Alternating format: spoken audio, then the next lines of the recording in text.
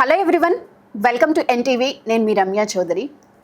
ఈ రోజుల్లో చాలామంది మహిళలు బ్రెస్ట్ క్యాన్సర్తో సఫర్ అవుతున్నారు. బ్రెస్ట్లో గడ్డలు వస్తుంటున్నాయి, బ్రెస్ట్ హెల్త్ ఇష్యూస్తో సఫర్ అవుతున్నారు. సో ఇలాంటి క్వశ్చన్స్ అన్నిటికీ క్లారిఫికేషన్ ఇవ్వడానికి ఈరోజు మనతో ఉన్నారు ఆరోహ కాస్మెటిక్ క్లినిక్ నుంచి breast surgeon doctor Geetika Reddy గారు. సో వారితో మాట్లాడి ఇలాంటి క్వశ్చన్స్ అన్నిటికీ క్లారిఫై తీసుకుందాం. హాయ్ అండి. Hi. Thank you madam, thank you for being here today. Thank you. Nowadays చూసుకుంటే ఉమెన్స్ బ్రెస్ట్ క్యాన్సర్తోనూ బ్రెస్ట్ హెల్త్ ఇష్యూస్తో సఫర్ అవుతున్నారు. సో బ్రెస్ట్ హెల్త్ అంటే ఏంటి? బ్రెస్ట్ హెల్త్ అంటే it includes the overall health of breast. Breast development అనేది గర్ల్స్లో start around 8 ఈ మధ్య చాలా ఎర్లీగా ప్యూబర్టీ హిట్ అవుతున్నారు. సో డెవలప్మెంట్ అనేది 8 ఇయర్స్ 9 ఇయర్స్ 10 ఇయర్స్ నుంచి స్టార్ట్ అవుతుంది and up to menopause 60 years 70 years వరకు ప్రాబ్లమ్స్ అనేది కంటిన్యూస్గా వస్తూనే ఉంటాయి. ఫ్రమ్ ప్యూబర్టీ, టీనేజ్లో 20 to 30 years of women, 40 years, అంటే ఎవ్రీ స్టేజ్ మనకి డిఫరెంట్ వెరైటీస్ ఆఫ్ ప్రాబ్లమ్స్ ఉంటాయి. ఓకే. సో అవి డిఫరెంట్ హార్మోనల్ ఇంబ్యాలెన్సెస్ వల్ల, కొంతమందికి సరిగ్గా రెండు ఈక్వల్గా డెవలప్ అవ్వకపోవడం ఉంటుంది. కొంతమందికి వెరీ కామన్గా ఫేస్ చేసే గర్ల్స్ ఎస్పెషలీ. సో ఇట్లాంటివి అనేసి డిఫరెంట్ ప్రాబ్లమ్స్. సో ప్రెగ్నెన్సీ తర్వాత మనకి బ్రెస్ట్ ఫీడింగ్ అప్పుడు చాలా మందికి గడ్డలు ఉంటుంటాయి. సో ఆల్ దీస్ అంటే ఇవన్నీ problems are included in breast health. Okay. So this also includes cancer గడ్డలు ఉంటాయి, కొంతమందికి ఈస్థెటిక్ ప్రాబ్లమ్స్ ఉంటాయి, ఇవన్నీ ఉంటాయి. సో ఈవెన్ మగోళ్ళలో కూడా కొంతమందికి పెరుగుతుంటాయి, బ్రెస్ట్ కొంచెం హెవీగా ఉంటుంది. ఇంకా చాలా మందికి తెలియని విషయం ఏంటంటే ఈవెన్ మగోళ్ళకు కూడా బ్రెస్ట్ క్యాన్సర్ అనేది అవుతుంటుంది. మోస్ట్లీ ఉమెన్కే బ్రెస్ట్ క్యాన్సర్ వస్తుంది అని అనుకుంటారు. కాదు, very very misconception and one of the biggest myth ఏంటంటే మెన్కి బ్రెస్ట్ క్యాన్సర్ ఉండదు అనేసి. బట్ ఆల్దో చాలా తక్కువ యాజ్ కంపేర్ టు ఆడవాళ్ళలో చూస్తే మగవాళ్ళలో చాలా తక్కువ. బట్ డెఫినెట్లీ ఈవెన్ మగవాళ్ళకు కూడా బ్రెస్ట్ క్యాన్సర్ అనేది అవుతుంది. సో ఇవన్నీ ఒకరికి తెలుసుకోవాలి అంటే we have to be aware. Everybody has to be aware of what అంటే ఏ ఏజ్లో ఏ ప్రాబ్లమ్స్ వస్తాయి, ఎవరికి ఎట్లాంటివి వస్తాయి అనేది అందరూ తెలుసుకోవాలి. జస్ట్ బ్రెస్ట్ కాబట్టి ఓన్లీ ఆడవాళ్ళే తెలుసుకోవాలి, మగవాళ్ళతో ఏం సంబంధం లేదా అనేది ఈజ్ జస్ట్ అ మిస్కన్సెప్షన్. అంటే this generation we have grown out of that stage and everybody including men should be aware of breast health and awareness. But bad thing ఏంటంటే awareness ప్రాపర్గా ఉండట్లేదు అండ్ లైట్ తీసుకుంటున్నారు. In case బ్రెస్ట్లో ఏదైనా లైట్గా pain వచ్చినా కానీ సో 1 డేలో తగ్గిపోతుందిలే అనే ఎజంప్షన్లో వదిలేస్తున్నారు, కానీ ఒక కన్సల్ట్ అవ్వాలి ఒక డాక్టర్ని అనేది కూడా అనుకోవట్లేదు. సో చాలామంది నేను ఇప్పుడు పేషెంట్స్ వస్తారు కదా, so I can broadly divide women okay into 2 categories, wherein one ఒక కేటగిరీ ఏంటంటే మన మదర్ జనరేషన్ వాళ్ళ కేటగిరీ. వాళ్ళు ఏదైనా కూడా ఏముందిలే తగ్గిపోతుంది, ఏముందిలే ఒక రోజులో మందులు వేసుకుంటే తగ్గిపోతుంది. చాలా మంది I had very recently 60 years old lady ఒక ఆమె వచ్చింది. బ్రెస్ట్ ఒక side is almost double the size of the right side. Okay. And ఎందుకమ్మా ఇన్ని రోజులు చూపించుకోలేదంటే నొప్పి లేదు అందుకని నేను పెద్ద పట్టించుకోలేదు అని అన్నది. తీరా అన్ని డయాగ్నోసిస్ అన్నీ చేసిన తర్వాత finally turned out to be stage 4 cancer. Oh my God.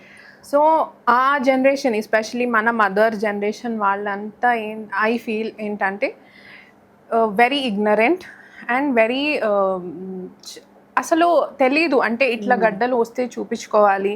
And ఇంకోటి ఏంటంటే మెన్ డాక్టర్స్ దగ్గరికి వాళ్ళకి వెళ్ళాలంటే దే ఫీల్ చాలా షై ఉంటారు. సో దట్ ఈస్ చాలా కామన్ ప్రాబ్లం. సో వాళ్ళకు కూడా తెలుసుకోవాల్సింది ఏంటంటే ఇట్లాంటి గడ్డలు వస్తే ఫస్ట్ కన్సల్ట్ అవ్వాల్సింది డాక్టర్. అండ్ ఇప్పుడు there are many female doctors కూడా ఉన్నారు where they can actually go and show their problems. And ఇంకొక కేటగిరీ ఏంటంటే అవర్ జనరేషన్ అండ్ ఉమెన్ అందరూ ఎంత అవేర్ అయిపోయారంటే పీపుల్ యాక్చువల్లీ వచ్చి ఏం లేదు మ్యామ్, ఇబ్బంది ఏం లేదు, ఓన్లీ బ్రెస్ట్ హెల్త్ ఎగ్జామినేషన్ కోసం వచ్చాము అంటున్నారు. So generation of women and so much difference in the awareness issues. So అది we have to address because so నేను చెప్పేది ఏంటంటే ఆల్ ద మన age especially 30s and 40s should always వాళ్ళ మదర్స్కి వాళ్ళ మదర్ ఇన్ లాస్కి అండ్ ఎల్డర్లీ ఎవరన్నా ఉన్నా పెద్దోళ్ళకి కానీ వాళ్ళందరికీ చెప్పాల్సింది ఏంటంటే ఇట్లాంటి గడ్డలు ఏమన్నా ఉంటే ఫస్ట్ వెళ్ళి చూపించుకోవాలి రాదర్ దాన్ గెటింగ్ లేట్ చేసి డిలే చేసే అంటే ఇయర్లీ వన్స్ చెకప్ చేసుకోవాలంటారా లేకపోతే 6 months వన్స్ అంటారా? బ్రెస్ట్ హెల్త్ అనేది చెకప్ అనేది ఒక్కొక్క ఏజ్ గ్రూప్లో ఒక్కొక్కలాగా ఉంటుంది. ఓకే ఓకే అండ్ ఆల్సో అది ఫ్యాక్టర్స్ అనేది చాలా ఫ్యాక్టర్స్లో డిపెండ్ అవుతుంది. ఒకటి మీ ఫ్యామిలీలో ఎవరన్నా మీకు ఫ్యామిలీ హిస్టరీలో ఎవరికన్నా క్యాన్సర్ ఉందా అంటే దట్ ఇంక్లూడ్స్ ఒకరి mother, grand mother, sisters genetically ఎవరికన్నా ఉందా లేదా. ఇంకొకటి ఏజ్, ఒకవేళ ఎవరికన్నా ఫ్యామిలీ హిస్టరీలో క్యాన్సర్ ఉంది అంటే వాళ్ళకి మనము చెకప్ అనేది కొంచెం ముందుగా స్టార్ట్ చేస్తాం. ఓకే అండ్ జస్ట్ ఉన్నదే కాదు ఎంతమందికి ఉన్నది. ఒకవేళ చాలా మందికి ఉందంటే కొంతమందికి 30 years నుంచే స్టార్ట్ చేయాల్సి వస్తుంది. కొంతమంది ఇప్పుడు ఈ మధ్య కాలంలో బ్రాకా పాజిటివ్ జీన్స్ అనేది కూడా మీరు వినే ఉంటారు. సో అది ఉన్న వాళ్ళకి 30 years నుంచే స్టార్ట్ చేస్తాము.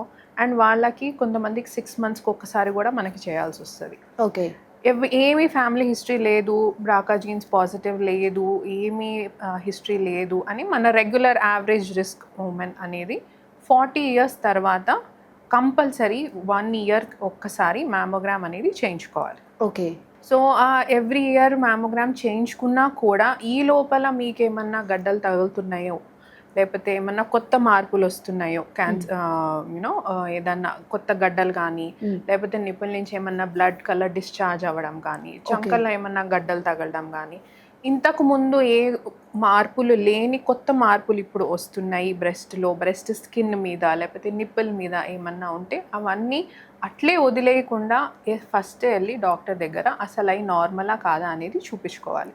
ఓకే సో అవి చూపించుకున్న తర్వాత కొంతమంది అల్ట్రాసౌండ్ ఏజ్ని బట్టి ఒకవేళ 40 years కన్నా తక్కువ లేడీ అయి ఉంటే అల్ట్రాసౌండ్ అనేది మనం ప్రిఫర్ చేస్తాం. ఓకే అదే 40 years తర్వాత అయితే better to get a mammogram done. Okay so both ఆ రెండు డిఫరెంట్. చాలా మంది మ్యామోగ్రామ్ అల్ట్రాసౌండ్ ఒకటే అనుకుంటారు. సో ఆ రెండు different, both are different imaging techniques. And కొన్నిసార్లు అల్ట్రాసౌండ్లో కనిపించింది మనకి మ్యామోగ్రామ్లో కనిపిస్తాయి. సో 40 years తర్వాత అనేది మనకి ఏమవుతుందంటే రొమ్ములో చేంజెస్ అవుతాయి. సో యాక్చువల్గా బ్రెస్ట్లో అనేది ఫస్ట్ ఇనీషియల్గా బ్రెస్ట్ టిష్యూ ఉంటుంది, ఫ్యాట్ టిష్యూ ఉంటుంది. ఓకే సో 40 yearsకి ముందు ఎక్కువ బ్రెస్ట్ టిష్యూ ఉంటుంది అండ్ ఫ్యాట్ టిష్యూ అనేది తక్కువ ఉంటుంది. ఓకే మెనోపాజ్కి దగ్గర అయ్యే కొంది ఫ్యాట్ టిష్యూ ఎక్కువ అయిపోయి బ్రెస్ట్ టిష్యూ అనేది తగ్గిపోతుంది, ఇన్వల్యూట్ అయిపోతుంది అంట. ఓకే సో అట్లాంటి ఫ్యాట్ ఇష్యూ ఎక్కువ ఉండే దానిలో మ్యామోగ్రామ్ అనేది మనకి ఎక్కువ సెన్సిటివ్.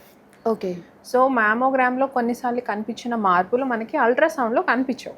ఓకే సో అందుకని మ్యామోగ్రామ్ అనేది 40 years తర్వాత ideal technique to detect any cancer గడ్డలు కానీ ఎనీ చేంజెస్.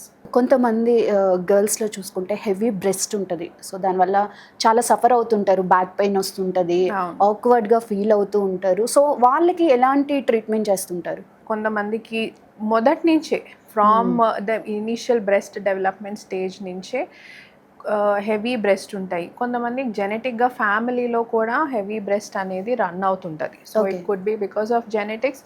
కొంతమందికి ఫ్యామిలీలో ఏం హిస్టరీ లేకపోయినా కూడా హెవీ బ్రెస్ట్ అనేది చాలా మందికి గమనిస్తుంటారు. సో దానివల్ల ఏమవుతుందంటే neck pain, back pain, heavy breast వల్ల చాలా మందికి back pain, severe back pain అంటారు. హెవీ బ్రెస్ట్ అయిపోవడం వల్ల పోస్చర్ అనేది ముందుకి వంగేస్తారు కాబట్టి పోస్చర్ ప్రాబ్లమ్స్ చాలా ఎర్లీ స్టేజ్ నుంచి డెవలప్ అవుతాయి.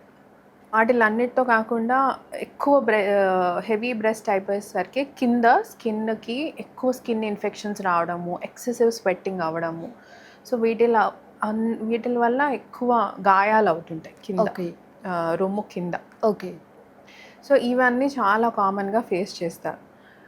సో చాలామందికి అంటే మేబీ 10 years బ్యాక్ చూస్తే cosmetic breast surgery is probably only పెద్దగా చేయడము అనేది ఒక్కటే ఎన్హాన్స్మెంట్ ఒక్కటే ఐడియా ఉంటుంది.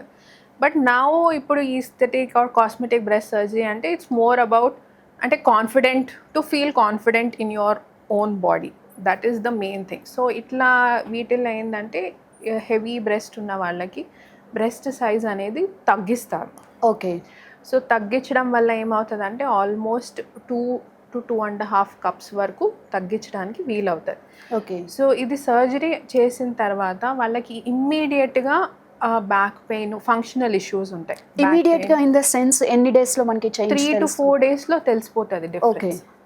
3 to 4 డేస్లో చాలామంది ఇమ్మీడియట్గా వచ్చి మ్యామ్ అసలు పెయిన్ రిలీఫ్, బ్యాక్ పెయిన్ చాలా బాగా తెలుస్తుంది అని అంటారు. So this is one of the, అంటే కాస్మెటిక్లో though breast reduction is a cosmetic surgery, కానీ I would definitely not say cosmetic ఎగ్జాక్ట్గా, బికాస్ ఈ ప్రాబ్లమ్స్ ఉండే వాళ్ళకి it is a actual curative treatment. ఇది ఒక క్యూర్ చేసే సర్జరీ. ఓకే. ఇట్లాంటి వాటికి ఏంటంటే డెఫినెట్గా ట్రీట్మెంట్ అనేది బ్రెస్ట్ రొమ్ము తగ్గించే ట్రీట్మెంట్ అనేది డెఫినెట్గా పనిచేస్తుంది. సమ్ ఆఫ్ ది సెలబ్రిటీస్ చూసుకుంటే వాళ్ళు కూడా బ్రెస్ట్ ఎన్హాన్స్మెంట్ చేసుకున్న వాళ్ళని మనం చూసాము మన తెలుగు ఫిలిం ఇండస్ట్రీలో కూడా. సో బ్రెస్ట్ ఎన్హాన్స్మెంట్ చేసుకున్నాక ఇన్ కేస్ ఏదైనా సైడ్ ఎఫెక్ట్స్ వచ్చే అవకాశం ఉందంటారా? సైడ్ ఎఫెక్ట్స్ అంటే యూజువల్గా బ్రెస్ట్ ఎన్హాన్స్మెంట్ అంటే బ్రెస్ట్ని మనము ఒక పేషెంట్కి కావాల్సినంత సైజుకి పెంచడం. అవును. కానీ చాలామంది పేషెంట్ ఎట్లా వస్తారంటే సెలబ్రిటీ ఫోటో తీసుకొని మేడం మాకు ఇట్లా కావాలి అందరు అర్థం. And mainly the most important culprit అని చెప్పలేము, but most important source is social media. Yes. ఇట్లా సో కానీ అందరూ అర్థం చేసుకోవాల్సింది ఏంటంటే సోషల్ మీడియాలో అప్లోడ్ చేసే ఫొటోస్ కానీ ఏదైనా కానీ, first of all there are filters. Yes. Second, there are editing going back. There's lot of editing, there's lot of before and after photos. And akkada kanipichedi is not the reality. So any patient coming for cosmetic or for example even breast augmentation surgery ki kuda realistic expectations అనేది ఉండాలి. So ఒకరికి ఇంత పెద్దగా చేశారు కాబట్టి మాకు కూడా అంతే పెద్దగా అనేది ఈజ్ నాట్. మీకు ఆ బాడీ ఫ్రేమ్, మీ బాడీ ఫ్రేమ్కి that might not suit you. Yes. ఒకరికి సూట్ అయింది మీ బాడీ ఫ్రేమ్కి సూట్ అవ్వకపోవచ్చు. ఒకరికి మ్యాచ్ అయింది కాబట్టి మీకు కూడా అలానే వస్తుంది అనేది దిర్ ఇస్ నో రూల్ కదా. Yes. So you should walk in with a realistic ఎక్స్పెక్టేషన్కి. Obviously this is going to be better then, మీకు ఉన్నదానికన్నా ఆబ్వియస్లీ డెఫినెట్గా బెటర్ ట్రై చేస్తాం, కానీ సెలబ్రిటీకి ఇట్లుంది కాబట్టి మాకు కూడా ఇట్లే కావాలనేది that's very unrealistic expectations. So always when you come for any cosmetic or aesthetic surgery realistic expectations ఉండాలి అనేది basic thing. So it would be make things, మాకు కూడా ఇట్ వుడ్ ఈజీ అవుతుంది అండ్ మీకు కూడా ఫ్యూచర్లో రిజల్ట్స్ వచ్చిన తర్వాత okay this is what you expected and this is what you got అనేసి. సో 1 or 2 సిట్టింగ్స్ వేరే హాస్పిటల్స్లో లేకపోతే బ్యూటీ పార్లర్స్లో కూడా ఇప్పుడు అన్ని ట్రీట్మెంట్స్ కూడా చేస్తున్నారు. అలా వెళ్ళి ఆరోహక వచ్చిన వాళ్ళు ఉన్నారా? ఉన్నారు, చాలామంది ఉన్నారు. ఐ థింక్ 1 year బ్యాక్ నా దగ్గరికి ఒక పేషెంట్ వచ్చి తను ఇట్లే ఆగ్మెంటేషన్ చేయించుకున్నారు. సో ఆగ్మెంటేషన్ వేరే దగ్గర బయట చేయించుకొని వచ్చి మళ్ళీ దానివల్ల ఏదో ప్రాబ్లమ్స్ వచ్చినాయి అని ఇక్కడికి షీ కేమ్ బ్యాక్. ఓకే. ఒకటి ఏంటంటే వెన్ దెర్ ఇస్ ఒక దగ్గర చేయించుకున్నప్పుడు ఏదైనా ప్రాబ్లమ్స్ వస్తే it's always better to follow up. చాలామంది అయిపోయింది కదా ఇంకా అవసరం లేదు ఫాలో అప్, ఇంకేం ఇబ్బంది ఏం లేదు అనేసి ఇనీషియల్లో, మళ్ళీ తర్వాత 6 months 1 year తర్వాత ఏమన్నా ఇబ్బందులు వస్తే అప్పుడు దే గో బ్యాక్. లేదు వాళ్ళు అట్లా చేశారు ఇట్లా చేశారు అనేదిగా. Everybody is right in their own thing. Follow up కూడా వాళ్ళ దగ్గరే చేయించుకుంటే బెటర్. కానీ వస్తారు, డెఫినెట్గా వస్తారు. అక్కడ వాళ్ళు బాగా చేయలేదు, వాళ్ళు ఏదో తప్పు చేసేసారు అనేది అన్నట్టు వాళ్ళు చేసుకొని వస్తారు. But we have to always give, వాళ్ళకి ఏది కరెక్టో వాళ్ళకి మనము ఏం ఇంకా బెటర్గా చేయగలుగుతాము అనేది ఉంటుంది. చాలామంది పేషెంట్స్ని చూసుంటారు. సో మేజర్గా బ్రెస్ట్ క్యాన్సర్ రావడానికి ఏంటి రీజన్స్? బ్రెస్ట్ క్యాన్సర్ అనేది చాలామంది ఇండియన్ ఉమెన్ ఇంకా this is the ending of life అన్నట్టు ఫీల్ అవుతారు. ఎస్. ఇంకా ఇది వచ్చేసింది, ఇంక మాకు ఇంక లైఫ్ లేదు. కొంతమంది యంగ్ ఉమెన్ ఇప్పుడు వచ్చేవాళ్ళు ఎట్లా అంటే ఇంకా అసలు ఇంకా క్యాన్సర్ అవ్వని డయాగ్నోస్ కూడా అయి ఉండదు, కన్ఫర్మ్ కూడా అయి ఉండదు. మేడం మాకు పిల్లలు ఉన్నారు మేడం, నేను ఎట్లా చేయాలి, ఇంకా అంతే కళ్ళనీళ్ళు పెట్టేసుకుంటారు.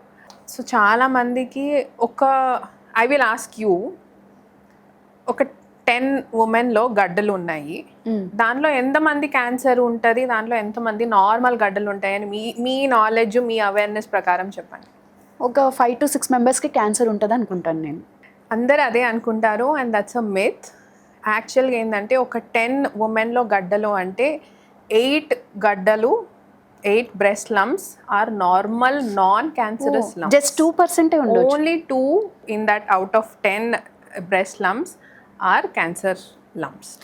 వన్ మోర్ థింగ్ ఏంటంటే మనకి బాడీలో ఎక్కడ క్యాన్సర్ వచ్చినా కానీ రిసీవ్ చేసుకోగలుగుతారు, కానీ బ్రెస్ట్ అంటే అదొక ఆక్వర్డ్ లాగా, అసలు ట్రీట్మెంట్కి ఫస్ట్ రావడానికి కూడా భయపడుతుంటారు. చాలా మందికి అసలు బ్రెస్ట్ ఒక డాక్టర్ దగ్గరికి వెళ్ళి చూపించుకోవడానికి very shy, and especially in Indian setup, Indian society, male doctor దగ్గరికి వెళ్ళి చూపించుకోవడానికి చాలా నామోషిగా, చాలా షైగా ఫీల్ అవుతారు. And that is one of the very biggest reason.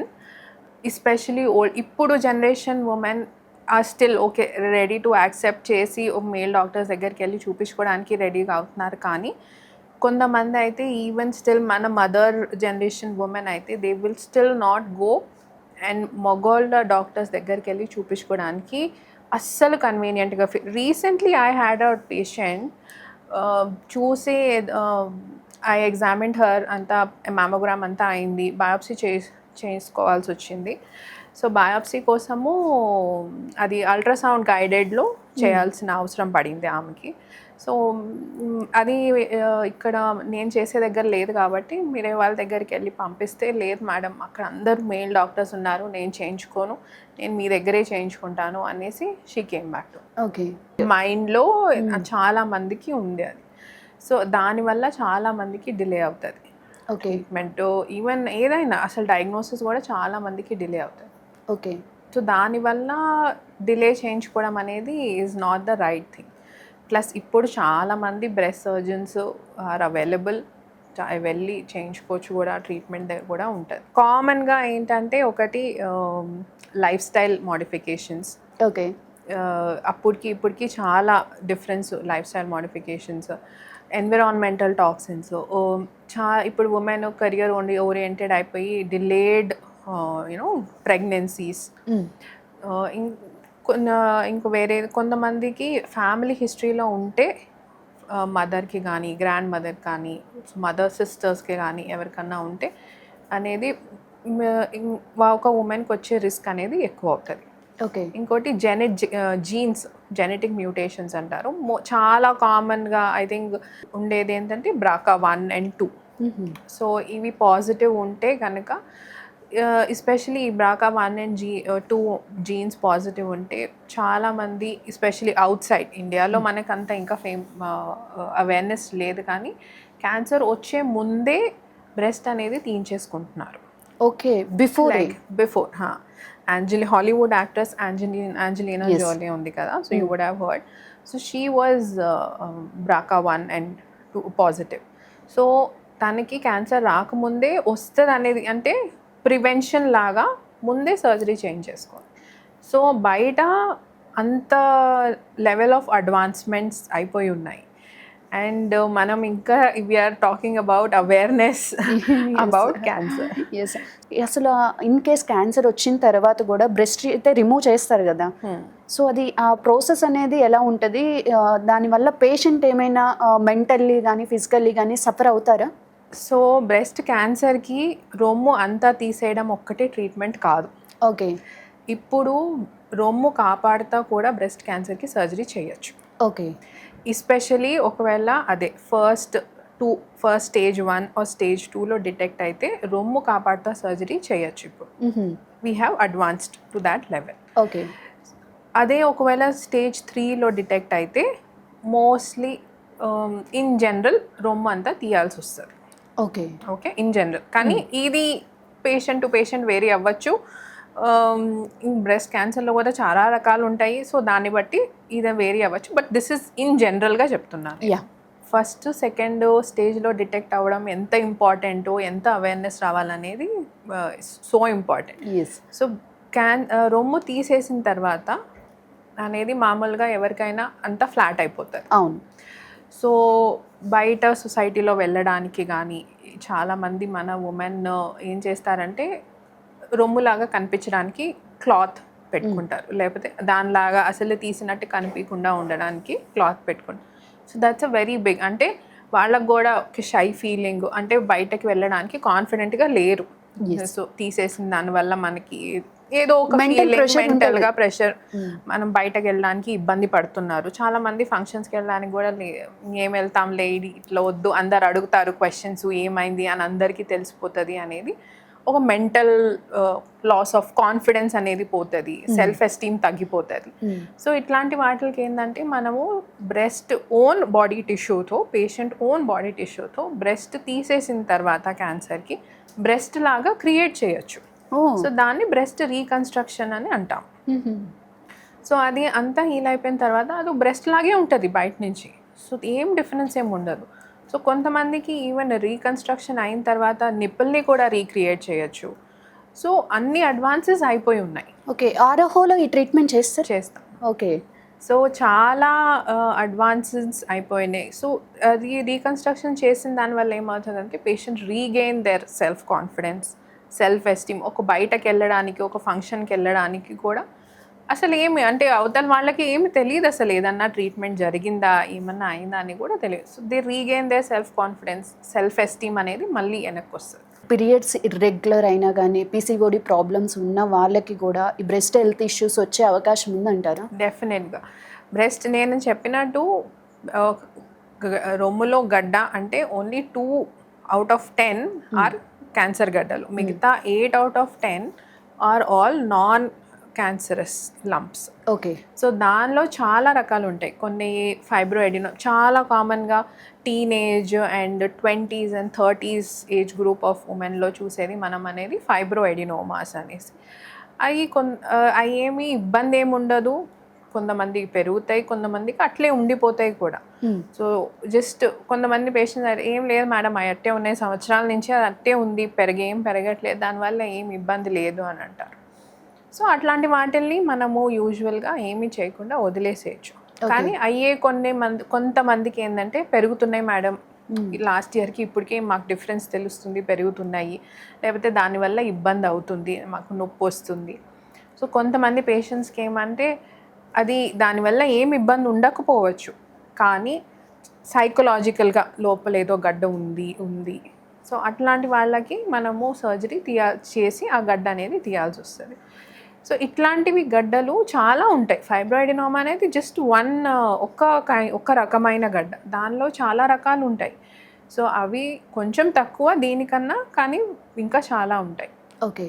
ఇవి కాకుండా బ్రెస్ట్ సిస్ట్ అనేది పెద్ద ఆడవాళ్ళల్లో, అంటే మెనోపాజ్కి దగ్గర అయ్యి నెలలు ఆగిపోయే ఏజ్, ఆఫ్టర్ 40 to 50 నెలలు ఆగిపోయే స్టేజ్లో అనేది బ్రెస్ట్ సిస్ట్ అనేది ఉంటుంది. అంటే నీరు గడ్డలు, వాటర్ ఉంటాయి గడ్డల్లో. సో అవి వాటికి యూజువల్గా మనము ఏం చేయాల్సిన అవసరం ఏమి ఉండదు. మెనోపాజ్ స్టేజ్లో అవే వస్తాయి, కొన్నిసార్లు అవే తగ్గిపోతాయి. మరీ పెద్దగా అవుతున్నాయి, లేకపోతే దాంట్లో స్కానింగ్లో ఏమన్నా మాకు డౌట్ఫుల్గా ఏమన్నా అనిపిస్తే అప్పుడు ఏమన్నా చేస్తాం. ఓకే. బ్రెస్ట్ పెయిన్ అనేది చాలా ఫ్రీక్వెంట్, చాలా కామన్గా చూసే ప్రాబ్లం. నెలలు స్టార్ట్ అంటే ప్యూబర్టీ హిట్ అయ్యే గర్ల్స్ దగ్గర నుంచి లాస్ట్ వరకు అందరికీ ఉంటుంది. సో దానిలో చాలా రకాలు ఉంటాయి. ఒకటి ఏంటంటే మనకి అందరికీ కామన్గా 80% లేడీస్లో అందరికీ ఏంటంటే సైకిల్స్, అంటే పీరియడ్స్ స్టార్ట్ అయ్యే ముందు పెయిన్ స్టార్ట్ అవుతుంది బ్రెస్ట్లో. బ్రెస్ట్ కూడా కొంచెం గడ్డలుగా అనిపిస్తుంది. నెలలో అదే 4-5 days 5 days 6 days సైకిల్ అయిపోగానే ఇంక పెయిన్ ఏమి ఉండదు. అది అందరికీ ఉండే పెయిన్, 80% ఉమెన్కి ఉండే పెయిన్, దానివల్ల ఇబ్బంది ఏమి ఉండదు. అండ్ దానికి కారణం కూడా హార్మోన్స్. ఇప్పుడు నెలలకి మనకి ఏ హార్మోన్స్ అయితే ఎఫెక్ట్ అవుతున్నాయో అవే హార్మోన్స్ మనకి బ్రెస్ట్ మీద కూడా ఎఫెక్ట్ చూపిస్తాయి. ఓకే. సో అందుకని ఆ నెలలు వచ్చే ముందే వచ్చి నెలలు అయిపోయిన తర్వాత అనేది తగ్గిపోతుంది. ఓకే. కొంతమందికి నెలలతో సంబంధం లేకుండా ఏ టైంలో అన్నా రావచ్చు. సో అట్లాంటి వాళ్ళకి ఒక్కసారి ఎగ్జామిన్ చేసి స్కానింగ్ అయి చేసి దేనివల్ల వస్తుంది అనేది చూసుకోవాలి. ఇన్ కేస్ అది లెఫ్ట్ సైడ్ వచ్చింది అనుకోండి, హార్ట్లో ఏదైనా పెయిన్ అని కూడా ఎజంప్షన్ అనుకుంటూ ఉంటారు. సో అసలు హార్ట్ పెయిన్కి చెస్ట్ పెయిన్కి అంటే బ్రెస్ట్ పెయిన్కి డిఫరెన్స్ కూడా ఎలా తెలుసుకోవాలంటారు? యూజువల్గా మనము రొమ్ము ప్రెస్ చేసి టచ్ చేసి చూసుకున్నప్పుడు కొంచెం ఎక్కువగా అనిపిస్తుంది. చెస్ట్ పెయిన్ అంటే గుండెకి సంబంధించింది పెయిన్ అంటే లెఫ్ట్ ఆర్మ్కి రేడియేట్ అంటే గుండె నుంచి లెఫ్ట్ ఆర్మ్కి వెళ్ళినట్టు అనిపిస్తుంది. చెమటలు ఎక్కువ పడతాయి. గుండె ఫాస్ట్ అంటే పాల్పిటేషన్స్ ఫాస్ట్ కొట్టుకోవడము, పాల్పిటేషన్స్ అనేది ఉంటాయి. గుండెకి సంబంధించిన పెయిన్ ఏంటంటే మీరు ఏమన్నా వర్కౌట్ కానీ వాకింగ్ కానీ ఏదన్నా ఎక్సర్సైజ్ చేసిన తర్వాత ఎక్కువ అవుతుంది పెయిన్ అనేది బాగా తెలుస్తుంది. ఇవన్నీ చేతికి వెళ్ళడము లేకపోతే మెడ దగ్గరికి జాకి వెళ్ళడము ఇట్లాంటివన్నీ రొమ్ము పెయిన్లో అనేది ఉండవు. ఓకే. సో అట్లా ఆ డిఫరెన్స్ ఉంటుంది. ఓకే. సో చాలామంది ఇంతకుముందు కూడా వచ్చారు, మేడం చెస్ట్ పెయిన్ ఉండింది, ఈసీజీ ఎకో హార్ట్ స్కాన్ అన్నీ చేయించుకున్నాము, అన్నీ నార్మల్గానే ఉన్నాయి, ఆ తర్వాత మా దగ్గరకు వచ్చారు ఇది చెస్ట్ పెయిన్ ఏమో అని. అప్పుడు మా దగ్గరకు వచ్చిన వాళ్ళు కూడా చాలామంది ఉన్నారు. ఇప్పుడు ఆఫ్టర్ ఫీడింగ్ తర్వాత ఉమెన్లో సడన్గా ఫీడింగ్ ఆపేశారనుకోండి, ఆ పాలగడ్డలు అంటారు. సో అవి సడన్గా ఫీడింగ్ ఆపేయడం వల్ల అవి కూడా క్యాన్సర్గా క్రియేట్ అయ్యే అవకాశం ఉందా? లేదు. పాలగడ్డలు సడన్గా ఫీడింగ్ చేసేటప్పుడు సడన్గా ఆపేయడం ఒకే ఒక రీజన్ కాదు. బేబీ సరిగ్గా పాలు తీసుకోకపోయినా అంటే బేబీస్ నిప్పుల్ని సరిగ్గా లాచింగ్ అనేది అంటాము, సరిగ్గా పట్టుకోకపోయినా ఏమవుతుందంటే పాలు ఎక్కడి నుంచి అయితే డక్ట్స్ అనేది ఎక్కడి నుంచి వస్తాయో అవి బ్లాక్ అవడం వల్ల పాలగడ్డలు అనేది ఫామ్ అవుతాయి. ఓకే. సో ఆ పాలగడ్డలు యూజువల్గా మనము నార్మల్గా ఇంట్లో ఫామ్ అయిన ఒక 1 అవర్కి కొంచెం వేడి పెట్టేసి హాట్ ఫర్మెంటేషన్ అనేది పెట్టేసుకొని మసాజ్ చేసేసి యూజువల్గా ఎక్స్ప్రెస్ చేసేస్తే తగ్గిపోతాయి, ఇబ్బంది ఏమి ఉండదు. కానీ అవి చాలాసేపు అంటే 24 అవర్స్ 48 అవర్స్ అట్లే గడ్డలు ఉండిపోతే అది ఏమవుతుందంటే దానిలో ఇన్ఫెక్షన్ వచ్చే ఛాన్స్ ఉంటుంది. ఓకే. సో ఇన్ఫెక్షను కొన్నిసార్లు మెడిసిన్స్తో కంట్రోల్ అవ్వకపోతే పస్సు ఫామ్ అయ్యి యాబ్సెసెస్ అనేది ఫామ్ అయ్యే ఛాన్స్ ఉంటుంది. సో అది ఓన్లీ పస్సు పాలు అనేది ఎక్కడైతే పేరుకుపోయి ఉన్నాయో అవి పస్సు ఫామ్ అవుతాం తప్ప అవి క్యాన్సర్గా మారేదైతే చాలా ఇస్ నాట్ రేర్, అసలు అవ్వదు. అది పస్ అది. ఓకే. పస్ అనేది క్యాన్సర్గా మారేది ఉండదు. ఓకే. కానీ ఫీడింగ్ చేసేటప్పుడు బ్రెస్ట్ లాక్టేటింగ్ మదర్స్ కూడా క్యాన్సర్ గడ్డలు వచ్చే ఛాన్స్ ఉంటుంది. కానీ ఆ క్యాన్సర్ గడ్డలు పాలగడ్డలు వేరు. ఓకే. సో ఆ రెండు వేరు. జస్ట్ ఫీడింగ్ చేసేటప్పుడు పాలగడ్డలు వచ్చినాయి కాబట్టి క్యాన్సర్ అయిపోతాయి అనేది కాదు. ఓకే. కానీ ప్రెగ్నెన్సీలో కూడా ఫీడింగ్ అప్పుడు కూడా కొంతమందికి క్యాన్సర్ వచ్చే ఛాన్స్ ఉంటుంది, కానీ రేర్.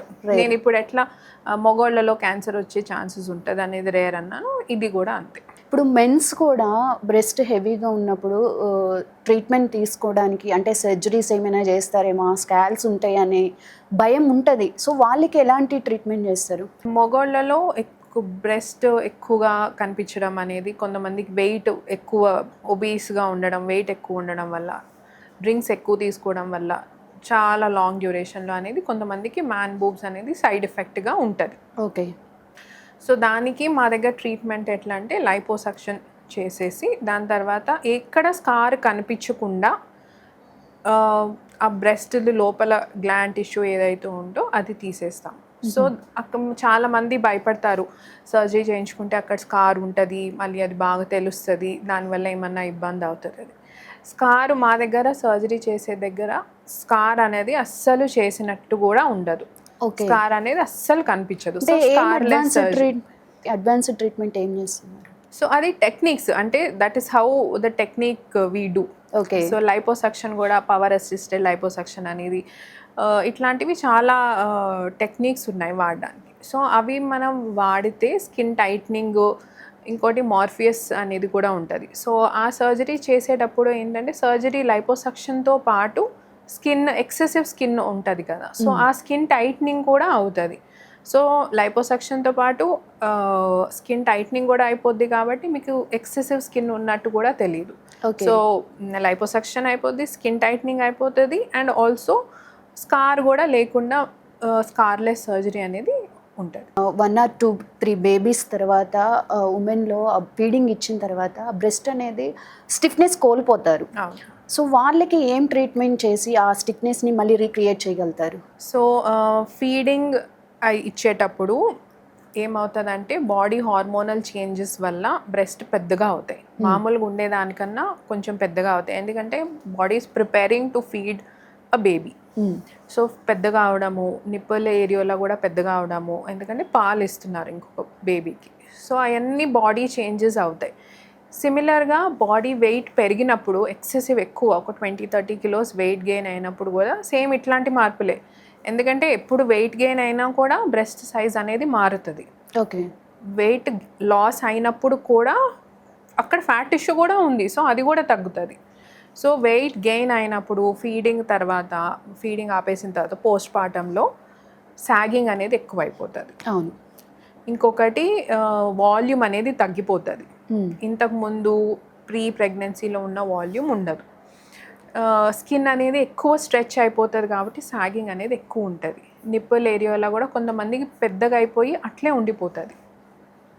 సో వీటికి అన్నిటికీ ఏంటంటే సాగింగ్ అనేదానికి బ్రెస్ట్ లిఫ్ట్ అనేది ఉంటుంది. ఓకే. సో కొంచెము ఎక్కువ సాగింగ్ లేదు, కొంచెమే ఉంది అంటే బ్రెస్ట్ లిఫ్ట్ ఒక్కటి సర్జరీ సరిపోతుంది. వాల్యూమ్ ఎక్కువ తగ్గిపోయింది, బాగా తగ్గిపోయింది, సాగింగ్ కూడా బాగా ఎక్కువ ఉందంటే బ్రెస్ట్ లిఫ్ట్తో పాటు ఇంప్లాంట్స్ కూడా పెట్టి ఆగ్మెంటేషన్ చేయొచ్చు. ఓకే. సో నిప్పుల్ ఏరియాలో కూడా చాలామందికి పెద్దగా అయిపోయింది, ఇంతకుముందు ఇంత లేవు అనేది. సో అదే బ్రెస్ట్ లిఫ్ట్ చేసేటప్పుడు అవి కూడా చిన్నగా చేసి ఇంతకు ముందులాగా పెట్టచ్చు. సో ఈ బ్రెస్ట్కి రిలేటెడ్గా మీరు సర్జన్స్ అని చెప్తున్నారు. అంటే మనం ప్రెగ్నెన్సీ టైంలో, డెలివరీ టైంలో మనకి మత్తు ఇంజెక్షన్ ఇస్తారు. అది స్టిల్ ఆ ఉమెన్ లైఫ్ టైం కూడా క్యారీ చేసే వాళ్ళు ఉంటారు ఆ పెయిన్ని, మత్తు ఇంజెక్షన్ పెయిన్ని. సో మరి బ్రెస్ట్ సర్జరీస్ చేసే టైంలో ఎలాంటి మత్తు ఇంజెక్షన్ ఇస్తారు? బ్రెస్ట్ ప్రెగ్నెన్సీ టైంలో ఇచ్చేది వీపు మీద ఇంజెక్షన్ ఇస్తారు, కానీ అది పెయిన్ ఉంటుంది అనేది is misconception, is a myth. ఒకవేళ అట్లా పెయిన్ ఉంటే అసలు వాడము. ఓకే. సో అది అనేది యూజువలీ చాలామందికి ఇట్స్ జస్ట్ అ మిస్కన్సెప్షన్, అట్లేమీ ఉండదు. దెర్ ఆర్ మెనీ, చాలామందికి అసలు ఏమి ఇబ్బంది ఏమీ లేకుండా స్పైనల్ అనెస్థీషియా కానీ ఎపిడ్యూరల్ అనెస్థీషియా కానీ తీసుకొని ఏమి ఇబ్బంది లేకున్న వాళ్ళు కూడా ఉన్నారు. బ్రెస్ట్ ఆగ్మెంటేషన్కి కానీ ఆర్ ఎనీ బ్రెస్ట్ రిలేటెడ్ సర్జరీకి కానీ మేము ఇచ్చేది జనరల్ అనెస్థీషియా. ఓకే. సో కంప్లీట్గా హోల్ బాడీ మీరు కంప్లీట్గా you will be totally asleep, నిద్రపోతారు, మీకేమీ తెలియదు. ప్రెగ్నెన్సీ అప్పుడు ఇచ్చేది ఏంటంటే ఓన్లీ నడుము దగ్గర నుంచి కింద వరకు మత్తిస్తారు, బట్ పేషెంట్ మేల్కొనే ఉంటారు. అవును. అంతే తెలుస్తుంటుంది ఏం జరుగుతుంది సరౌండింగ్ అంతా. సో బ్రెస్ట్ సర్జరీస్కి మాత్రం కంప్లీట్గా అనెస్థీషియా ఇచ్చేసి పేషెంట్కి అసలు ఏమీ తెలియదు, వాళ్ళు నిద్రపోతారు. సో దాన్ని జనరల్ అనెస్థీషియా అని అంటారు. ఓకే. సైడ్ ఎఫెక్ట్స్ ఏమి ఉండవు? Completely safe procedure, no side effect. So ఒక సైడ్ బ్రెస్ట్ హెవీగా ఉండి ఒక సైడ్ తక్కువ ఉన్న వాళ్ళు పేషెంట్స్ మీ దగ్గరకు వస్తే వాళ్ళకి ఏం ట్రీట్మెంట్ చేస్తారు? అంటే ఈక్వల్గా చేయడానికి ఎలాంటి ట్రీట్మెంట్ చేస్తారు? ఇది ఏసిమెట్రీ ఆఫ్ బ్రెస్ట్ అంటారు. ఒకటి పెద్దగా ఉండడము, ఇంకోటి చిన్నగా ఉండడము, లేకపోతే అసలు కొంతమందికి గర్ల్స్కి ఏమంటుంది అంటే ఒక సైడే డెవలప్ అవుతుంది, ఇంకొక సైడ్ అసలు డెవలప్ అవ్వదు. సో దాన్ని ఏసిమెట్రీ ఆఫ్ బ్రెస్ట్ అంటారు. ఏసిమెట్రీ అనేది మైల్డ్ ఉండొచ్చు, లేకపోతే చాలా గ్రాస్ డిఫరెన్స్ కూడా ఉండొచ్చు. మైల్డ్ ఏసిమెట్రీ అనేది 90% ఉమెన్లో అందరికీ ఉండేదే. ఓకే. ఒక ఉమెన్కి 2 ఈక్వల్గా ఉంటాయి అనేది అస్సలు ఎవ్వరికీ ఉండదు. అది ఓకే. కొంచెం పెద్దగా కొంచెం చిన్నగా అనేది అందరికీ ఉంటుంది. ఓకే. మరీ ఎక్కువ కొంతమందికి ఏమవుతుందంటే ఒక బ్రెస్ట్ చాలా పెద్దగా ఉంటుంది, ఒక బ్రెస్ట్ బాగా చిన్నగా ఉంటుంది. సో ఆ డిఫరెన్స్ ఏంటంటే 1 కప్ డిఫరెన్స్, ఒక కప్పు కన్నా ఎక్కువ డిఫరెన్స్ ఉంటే దాన్ని సర్జికల్గా మనం కరెక్ట్ చేయొచ్చు. ఓకే. సో అది పేషెంట్ రిక్వైర్మెంట్ని బట్టి ఉంటుంది. అంటే పెద్దగా ఉండే సైజ్ కావాలా, లేకపోతే చిన్నగా ఉండే సైజ్ కావాలా, లేకపోతే 2 కరెక్ట్ చేసి ఒక మీడియం సైజ్కి తీసుకురావాలా. సో పెద్దగా ఉండే రొమ్ముకి మనము రిడక్షన్ చేయొచ్చు, చిన్నగా ఉండే బ్రెస్ట్కి మనము ఆగ్మెంటేషన్ చేయొచ్చు ఇంప్లాంట్స్ పెట్టి. ఓకే. సో అది పేషెంట్ రిక్వైర్మెంట్, వాళ్ళకి ఎట్లా కావాలి, వాళ్ళు ఎట్లా కావాలనుకుంటున్నారు, వాళ్ళు దేనికి రెడీ, ఒకవేళ రిడక్షన్ కావాలా పెద్దగా చేయాలా అనే దాన్ని బట్టి మనం రిడక్షన్ చేయొచ్చు, ఆగ్మెంటేషన్ కూడా చేయొచ్చు. బ్రెస్ట్ కొంతమందికి మరీ ఎక్కువ పెద్దగా ఉండే బ్రెస్ట్ మరీ సాగినట్టు ఉంటే వాళ్ళకి బ్రెస్ట్ లిఫ్ట్ కూడా చేయాల్సి వస్తుంది. ఆరోహ కాస్మెటిక్ క్లినిక్లో వెరీ అడ్వాన్స్డ్ ట్రీట్మెంట్ చేస్తున్నారు అనేది వింటుంటాము. అంటే కంపారేటివ్లీ అంటే మన హైదరాబాద్లో చూసుకుంటే అడ్వాన్స్డ్ టెక్నాలజీ ఉన్న మిషన్స్ అన్నీ ఆరోహాలో ఉన్నాయి అని కూడా విన్నాము. సో ఏం ట్రీట్మెంట్ చేస్తున్నారు అంత అడ్వాన్స్డ్గా? ఇక్కడ మార్ఫియస్ అనేది మా దగ్గర ట్రీట్మెంట్ ఆప్షన్ ఉంది. వేర్ ఇండియాలో మా దగ్గర సెకండ్ మెషిన్ ఉంది. ఓకే. సో అక్కడ ఏంటంటే మనము లైపోసక్షన్ ఇప్పుడు మామూలుగా చేసేదానికి అందరికీ హెవీగా ఇంచ్ లాస్ కోసము, లేకపోతే ఎక్కువ ఫ్యాట్ ఉండే దగ్గర. సో లైపోసక్షన్ చేసిన తర్వాత చాలామందికి లూజ్ స్కిన్ అనేది ఉంటుంది. సో దానికి అది కూడా అడ్రస్ చేయాల్సి వస్తుంది. సో ఈ మషీన్తో ఏంటంటే లైపోసక్షన్ చేసేటప్పుడే అదే మళ్ళీ మనకి వేరే స్కార్ కానీ వేరే కట్ కానీ ఇవ్వాల్సిన అవసరం లేకుండా ఎక్కడి నుంచి అయితే లైపోసక్షన్ చేస్తామో అక్కడి నుంచే ఆ ఎనర్జీ డివైస్ వాడి స్కిన్ టైట్నింగ్ కూడా చేయొచ్చు. ఓకే. సో రెండు ఒకే సిట్టింగ్లో అయిపోతాయి. ఓకే. మళ్ళీ వేరే ఇంకొక సిట్టింగ్ తీసుకోకుండా, ఇంకొక సపరేట్ ట్రీట్మెంట్ వేరే దగ్గర తీసుకోకుండా లైపోసక్షన్తో పాటు స్కిన్ టైట్నింగ్ కూడా ఒకే దగ్గర ఒకే ఇన్స్ట్రుమెంట్తో ఒకే అనెస్థీషియా కింద అయిపోతుంది. సో మనకి హైదరాబాద్లో చూసుకుంటే రీసెంట్ న్యూస్లో కూడా చూసాం, ప్రొఫెషనల్ డాక్టర్స్ ఉన్న కాస్మెటిక్ క్లినిక్స్ ఒకవైపు ఉంటే రెప్లికాస్ ఒకవైపు ఉన్నాయి. మీరు వింటుంటారా? మీకు ఏమనిపిస్తుంది అవి విన్నప్పుడు? అరే పేషెంట్స్ అక్కడికి వెళ్తున్నారు అంటే పేషెంట్స్కి నేను చెప్పేది ఏంటంటే, బిఫోర్ మీరు సర్జరీ కానీ ఒక మేజర్ ట్రీట్మెంట్ తీసుకునే దగ్గర ఫస్ట్ అసలు అది కరెక్ట్ ప్లేసా కాదా, డాక్టర్స్ అనేది అదే qualified enough, certified enough to give you that treatment. Okay. So అవన్నీ చూసుకొని దాన్ని బట్టి మీరు అనేది అక్కడ ట్రీట్మెంట్ తీసుకోవాలా లేదా, అది కరెక్ట్ ప్లేసా కాదా అనేది దాన్ని బట్టి డిసైడ్ చేసుకోవాలి. బట్ చాలామంది కాస్మెటిక్ ట్రీట్మెంట్స్, ఈస్థెటిక్ ట్రీట్మెంట్స్ అనేది చాలామంది ఇస్తున్నారు. బయట ఎవరన్నా ఎక్కడికన్నా వెళ్తే మా దగ్గర అవి ఉన్నాయి ఇవి ఉన్నాయి అంటున్నారు. కానీ ఏంటంటే అసలు రిస్క్స్ అనేది చెప్తున్నారా లేదా, రియల్ ఫ్యాక్ట్స్ అనేది చెప్తున్నారా లేదా. ఒకవేళ if they are 100% assurance like 100% guarantee ఇస్తున్నారంటే think twice before you are getting the treatment done there. అంటే ఎందుకంటే ఏ సర్జరీ, ఏ కాస్మెటిక్ సర్జరీకైనా, ఏ ఈస్థెటిక్ క్లినిక్ అయినా ఎవ్వరము 100% గ్యారంటీ అనేది ఎవ్వరం ఇవ్వలేము. ఓకే. అది ఎట్లా ఉంటుంది తర్వాత అనేది ఎవ్వరం ఇవ్వలేము. సో అంత 100% గ్యారంటీ, 100% అష్యూరెన్స్ ఇస్తున్నారంటే థింక్ ట్వైస్. ప్లస్ సర్జరీకి కానీ ట్రీట్మెంట్కి కానీ రిస్క్స్ అనేది, దాని ఆఫ్టర్ ఎఫెక్ట్స్ అనేది, దాని రికవరీ టైం అనేది అన్నీ తెలుసుకొని అన్నీ మాట్లాడి ఆ తర్వాత అసలు అక్కడ తీసుకోవాలా లేదా అనేది ట్రీట్మెంట్ డిసైడ్ చేసుకోవాలి. బిఫోర్ ఒక సర్జన్ని కన్సల్ట్ అయ్యే ముందు అసలు బ్రెస్ట్ సెల్ఫ్ ఎగ్జామినేషన్ ఎలా చేసుకోవాలంటారు? బ్రెస్ట్ సెల్ఫ్ ఎగ్జామినేషన్ అనేది అందరి ఆడవాళ్ళకి తెలిసి ఉండాలి డెఫినెట్గా. అంటే that is a must. So self examination అనేది అట్లీస్ట్ ఎవ్రీ మంత్, ఒకవేళ నెలలు అవుతుండే ఆడవాళ్ళకైతే నెలలు అయిపోయిన తర్వాత చేసుకోవాలి. ఎందుకంటే నెలలు ముందు చేసుకుంటే కొంచెం గడ్డలుగా నొప్పి అనేది అందరికీ ఉంటుంది కాబట్టి నెలలు అయిపోయిన తర్వాత చేసుకోవాలి. నెలలు ఆగిపోయిన ఆడవాళ్ళు వాళ్ళైతే నెలలో ఒక్కరోజు ఫిక్స్ చేసుకొని ఎవ్రీ మంత్ అదే రోజు చేసుకోవాలి. ఓకే. చాలామంది గడ్డలు ఉన్నాయి కాబట్టి రోజు చూసుకుంటారు, గడ్డ ఉందా అనేసి. అది రోజు చేసుకోవడం వల్ల ఏమవుతుందంటే అక్కడ పెయిన్ వస్తుంది. ఓకే. సో అందుకని సెల్ఫ్ ఎగ్జామినేషన్ అది నెలకు ఒక్కసారే చేసుకోవాలి. రోజు ఊరికే టచ్ చేసి ప్రెస్ చేసి అనేది చేయకూడదు. ఓకే.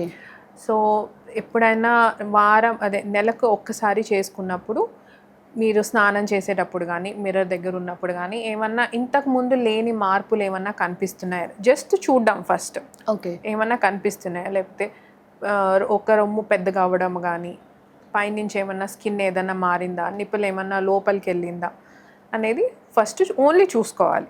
ఓకే. చూసుకోవడం ఒకటి, ఏమన్నా మార్పులు కనిపిస్తున్నాయా లేదు, ఏమి లేదు అంతా బాగుంది అంటే అప్పుడు చేత్తో 4 ఫింగర్స్తో. చాలామంది ఏం చేస్తారంటే ఇట్లా పట్టుకొని అవును. అది గడ్డలు గడ్డలుగా ఉంది అంటే ఇట్లా పట్టుకుంటే అందరికీ గడ్డలుగానే ఉంటుంది.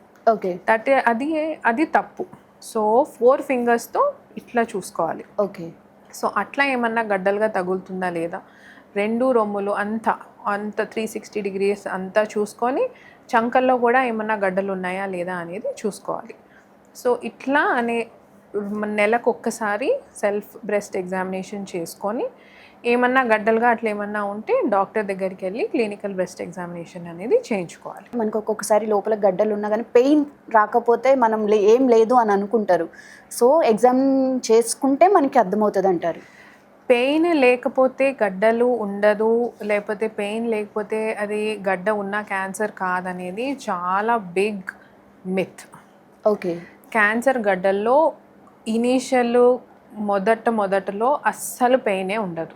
ఓకే. చాలామంది గడ్డ ఉన్నింది, దానివల్ల ఇబ్బంది ఏం లేదు, మాకు నొప్పి ఏం లేదు, అందుకని మేము రాలేదు, మేము చూపించుకోలేదు, దానివల్ల మాకు ఇబ్బంది ఏం లేదు అని అంటారు. అందరికీ తెలుసుకోవాల్సింది ఏంటంటే క్యాన్సర్ గడ్డలు నొప్పి అస్సలు ఉండవు, అవి పెరుగుతా పోతాయి. ఓకే. గడ్డలు ఒకవేళ ఫాస్ట్గా పెరుగుతున్నాయి, ఇంతకుముందు నెల ముందు ఇంత సైజు లేదు, ఇప్పుడు చాలా పెద్దగా ఉంది, కానీ దానిలో నొప్పి లేకపోయినా అది ఖచ్చితంగా చూపించుకోవాలి. ఓకే. సో నొప్పి లేదు కాబట్టి అదేం పెద్ద పట్టించుకోవాల్సింది ఏమి లేదు అనేది అనుకోవద్దు. డెఫినెట్గా వెళ్ళి చూపించుకోండి. ఇంకొకటి బయాప్సీకి భయపడుతుంటారు మేడం. ఎలా చేస్తారు బయాప్సీ అనేది మనకి చెస్ట్లో? బయాప్సీ రొమ్ములో గడ్డలో అసలు అది ఏ రకమైన గడ్డ అనేది తెలుసుకోవాలి అంటే బయాప్సీ అనేది మనం చేసుకోకుండా అది ఏ రకమైన గడ్డ అనేది కన్ఫర్మ్గా ఎవ్వరం చెప్పలేము. ఓకే. సో మీరు ఒక పేషెంట్ క్యాన్సర్ రొమ్ములో గడ్డ ఉంది అని వస్తే ఫస్ట్ మేము చూస్తాం, మేము చేయబెట్టి ఎగ్జామిన్ అనేది చేస్తాం. అది ఫస్ట్ స్టెప్. ఓకే. ఆ తర్వాత స్కానింగ్ చేస్తాం. అది ఏజ్ని బట్టి నార్మల్ అల్ట్రాసౌండ్ స్కాన్ అన్నా అవ్వచ్చు, ఒకవేళ 40 years తర్వాత అయితే మ్యామోగ్రామ్ అయినా అవ్వచ్చు. ఓకే. ఓకే. ఈ రెండులో ఏదో ఒకటి స్కానింగ్ చేసుకొని దాంట్లో కూడా చూసుకుంటాం అసలు గడ్డ ఎట్లుంది అనేసి. కొంతమంది స్కానింగ్ చేసేసారు కదా మేడం, గడ్డ ఏంటి మీకు స్కానింగ్లో తెలుస్తుంది కదా గడ్డ ఏంటి, ఏ రకమైన గడ్డ, క్యాన్సర్ గడ్డనా కాదా అనేది అడుగుతుంటారు. ఇవి స్కానింగ్లో చూసుకొని ఏ రకమైన గడ్డ ఉంది అనేది తెలుసుకొని ఆ తర్వాత బయాప్సీ అనేది ఖచ్చితంగా చేయాలి. బయాప్సీలోనే మనకు అది ఏ రకమైన గడ్డ అనేది తెలుస్తుంది. సో బయాప్సీలో ఏంటంటే మనము ఆ గడ్డలో నుంచి చిన్న చిన్న ముక్కలు తీసుకొని మైక్రోస్కోప్ కింద చూసి అది ఏ రకమైన గడ్డ అనేది మనం చూసి చెప్తాము. చాలామంది బయాప్సీ అంటే అది పెద్ద ప్రొసీజరు, దానివల్ల ఏదో నొప్పి వచ్చేస్తుంది, అది ఏమో అయిపోతుంది, నేను చేయలేను, నేను చేయించుకోలేను అనేది భయపడుతుంటారు. అది చాలా సింపుల్ ప్రొసీజరు, ఓపీడీ ప్రొసీజరు. మీరు చేయించుకొని ఇమీడియట్గా ఇంటికి వెళ్ళిపోవచ్చు. ఓకే. సో దానిలో ఏంటంటే మనకి మామూలుగా నీడిల్ ఉంటుంది కదా, మనకి బ్లడ్ శాంపిల్ తీస్తారు కదా, అట్లాంటిదే ఒక నీడిల్తో రొమ్ములో అక్కడి వరకు మత్తి ఇచ్చేస్తారు. సో దానివల్ల మీకు ఇబ్బంది కూడా ఏం ఉండదు. సో మత్తి ఇచ్చేసిన తర్వాత ఎక్కడైతే మనము ముక్కలు తీయాలో అక్కడ వరకు మత్తి ఇచ్చేసి ఆ నీడిల్తో ఆ గడ్డలో నుంచి ఒక 2-3 ముక్కలు తీసుకొని పరీక్షకు అనేది పంపిస్తాం. కొన్నిసార్లు మరీ చిన్న ముక్కలు ఉన్నా కూడా, ఇంట్లో మరీ చిన్న గడ్డలు ఉన్నా కూడా అట్లాంటిదే బయాప్సీ లాంటిది ఇంకొక టెస్ట్ అని ఉంటుంది, ఎఫ్ఎన్ఏసి అనేసి. సో అట్లాంటి టెస్ట్ చేసి మనం అది ఏ రకమైన గడ్డ అనేది తెలుసుకుంటాం. సో ఒక గడ్డ ఏంటి, ఓ రొమ్ములో ఉండే గడ్డ అది మామూలు గడ్డ లేకపోతే క్యాన్సర్ గడ్డ అనేది తెలుసుకోవాలి అంటే ఫస్ట్ డాక్టర్ దగ్గరికి వెళ్ళి ఎగ్జామినేషను, స్కానింగు, అల్ట్రాసౌండ్ కానీ మ్యామోగ్రామ్ కానీ, ఆ తర్వాత బయాప్సీ అనేది ఈ 3 టెస్ట్లు అయితేనే అది ఏ రకమైన గడ్డ అనేది తెలుస్తుంది. సో బయాప్సీ అనగానే ఒక డేంజర్ సిగ్నల్ లెక్క అనిపిస్తుంది. అంటే ఒక నీడిల్ టచ్ అయినప్పుడు మళ్ళీ అది కంప్లీట్ ఆ క్యాన్సర్ కణాలు అనేది మొత్తం స్ప్రెడ్ అవుతాయి అనే ఒక మిత్ కూడా ఉంటుంది. సో బయాప్సీకే భయపడుతుంటారు. నిజంగా అలా స్ప్రెడ్ అవుతుందా? అట్లా గడ్డ క్యాన్సర్ కణాలు అది నీడిల్తో నుంచి బయటకి స్ప్రెడ్ అయ్యేది అనేది ఏమీ ఉండదు. అట్లా అనేది ఇట్స్ జస్ట్ అ మిత్. ఒకవేళ అట్లా నిజంగా స్ప్రెడ్ అయ్యే పని అయితే అసలు బయాప్సీ అనేది ఎవరు చేయరు. సో క్యాన్సర్ బయాప్సీ చేయంగానే క్యాన్సర్ స్ప్రెడ్ అయిపోతుంది, దానివల్ల బయటకు ఎక్కడికో వచ్చేస్తుంది అనేది భయం అనేది తీసేసేయండి. ఎందుకంటే అది అబ్సల్యూట్లీ సేఫ్, అట్లా ఏమీ అవ్వదు కాబట్టే. అండ్ బయాప్సీ లేకుండా మీకు ఒక గడ్డ క్యాన్సర్ గడ్డ అనేది ఎవ్వరూ చెప్పలేరు. బయాప్సీ చేస్తేనే ఆ గడ్డ ఈ క్యాన్సర్ గడ్డ. ప్లస్ ఆ బయాప్సీలో మనకి ఒకవేళ క్యాన్సరే అయితే దానిలో క్యాన్సర్లో చాలా రకాలు ఉంటాయి.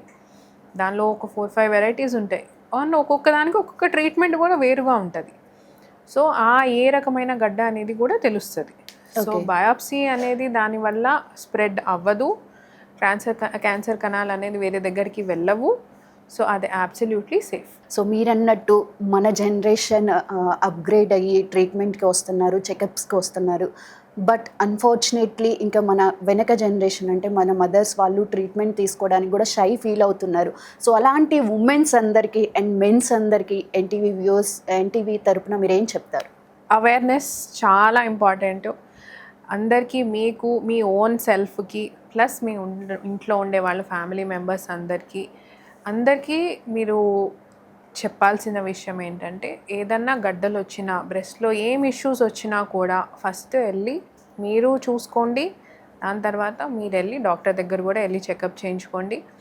ఎందుకంటే ఎర్లీగా డిటెక్ట్ చేసిన క్యాన్సర్ కానీ, ఎర్లీగా డిటెక్ట్ చేసిన ఏదన్నా బ్రెస్ట్ ఇష్యూ కూడా కానీ ట్రీట్మెంట్ అనేది 90% అవుతుంది. ఓకే. ఒకవేళ అదే లేట్ అయితే స్టేజ్ 3, స్టేజ్ 4కి వెళ్ళిపోతుంది. దానికి ట్రీట్మెంటు వేరేగా ఉంటుంది. ఓకే. సో అందుకని ఎంత ఎర్లీగా డిటెక్ట్ చేస్తే అంత ఎర్లీగా క్యూర్ కూడా చేయొచ్చు. Prevention is better than cure. Definitely. Yes, right. Thank you ma'am, thank you. It was really nice talking to you. Thank you. Yeah.